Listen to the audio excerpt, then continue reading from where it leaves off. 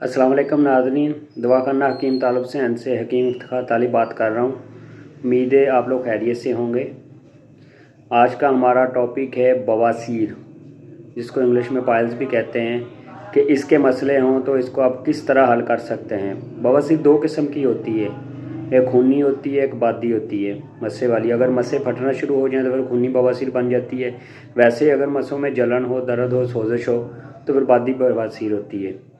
इसकी वजूहात तो होती हैं कि आपको मुसलसल कब्ज़ रहे। अगर आप कब्ज़ को इग्नोर करते रहें, कब्ज़ का इलाज ना करवाएं, मैदे की हल्की बीमारी को ईजी लें और इसका प्रॉपर इलाज ना करवाएं, तो 70-80% चांसेस होते हैं कि बिगड़ के ये बवासीर बन जाएगी।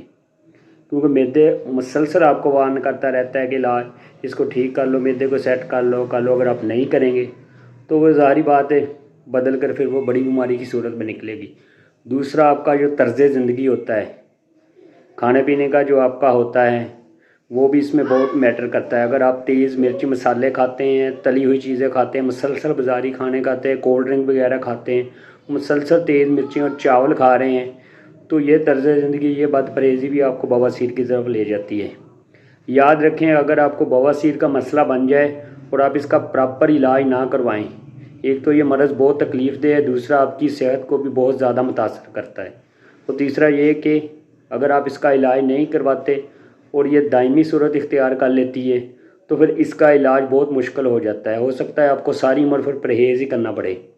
खैर, आज आपको मैं बताता हूँ बहुत ही आसान टोटका जो आप घर में कर सकते हैं इब्तदाई बवासीर के आसार अगर आप में ज़ाहिर हों। वैसे तो खूनी में भी कर सकते हैं, लेकिन इब्तदाई बवासीर के आसार में ये बेहतरीन है।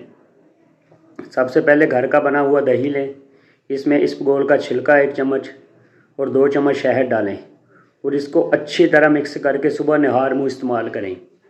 इंशाल्लाह 10 से 15 दिन में आपका बवासीर वाला मसला बिल्कुल ठीक हो जाएगा, या कम हो जाएगा, या इंशाल्लाह सेट हो जाएगा। उम्मीद है आपको मेरी वीडियो पसंद आई होगी। अल्लाह ताला आपको सेहत और तंदुरुस्ती दे।